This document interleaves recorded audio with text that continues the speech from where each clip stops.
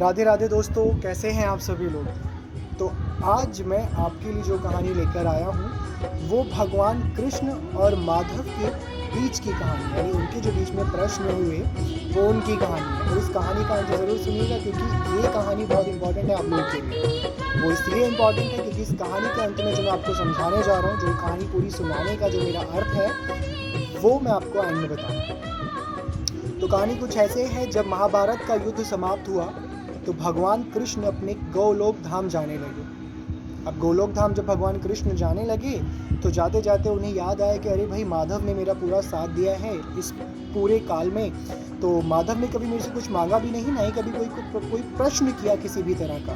तो भगवान कृष्ण ने कहा कि माधव, मांगे आज आप जो मुझसे कुछ मांगना चाह रहे हैं, क्योंकि इसके बाद मैं अपने धाम की ओर प्रस्थान करने वाला हूँ। तो माधव के मन में कुछ प्रश्न थे। तो माधव ने कहा कि प्रभु, आप मुझे पहले ये बताएं कि आपकी नज़र में सच्ची मित्रता क्या होती है।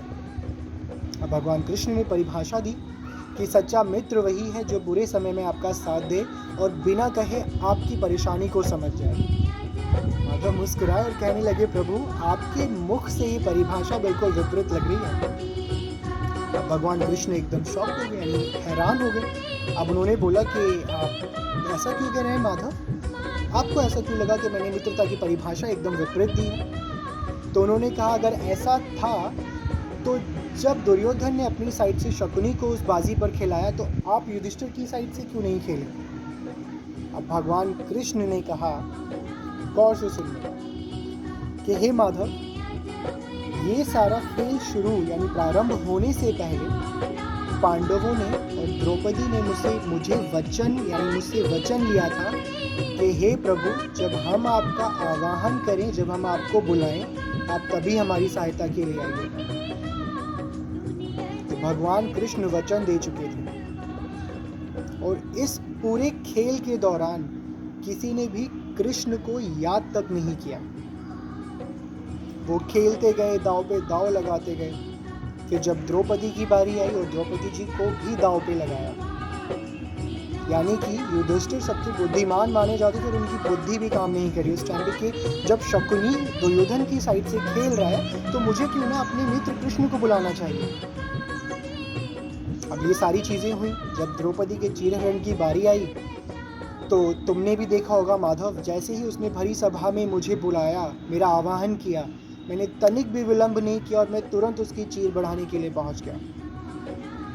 जब मुझे कोई बुलाएगा ही नहीं, जब मुझे कोई याद ही नहीं करेगा माधव, तो मैं उसकी सहायता कैसे करूँगा। क्या तुम बिना बुलाए कहीं पहुंच जाओगे। माधव ने कहा, नहीं प्रभु, तो बताएं इसमें मेरी गलती क्या है माधव।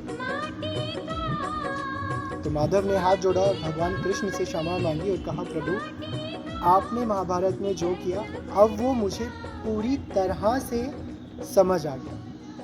तो मैं जस्ट आप लोगों को यही समझाना चाह रहा था कि जब हम कोई भी कार्य प्रारंभ करते हैं, कोई भी काम शुरू करते हैं, तो हमेशा हमें हाथ जोड़कर भगवान को उस कार्य के लिए बुलाना चाहिए और कहना चाहिए कि प्रभु, हम जो भी काम शुरू कर रहे हैं, शुरू मैं कर रहा हूँ लेकिन उसका अच्छा बुरा आप देखेंगे, सब कुछ आपके हाथ में है।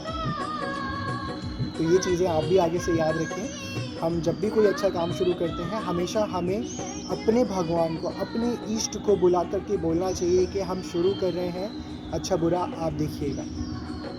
राधे राधे। मैं आगे और भी अच्छी कहानी लेकर आऊँगा, पर प्लीज़ चैनल को सब्सक्राइब करना ना भूलें। Thank you so much. Radhe Radhe.